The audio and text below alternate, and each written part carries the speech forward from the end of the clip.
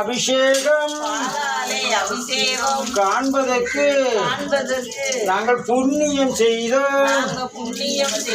ஐயா சிவனையா, என் அப்பனே சிவனையா, பாலாலே அபிஷேகம் காண்பதற்கு நாங்கள் புண்ணியம் செய்தோம். ஐயா சிவனையா, என் அப்பனே சிவனையா. அந்த சந்தனத்தில் கொடுங்க. பாலாலே அபிஷேகம் காண்பதற்கு நாங்கள் புண்ணியம் செய்தோம்.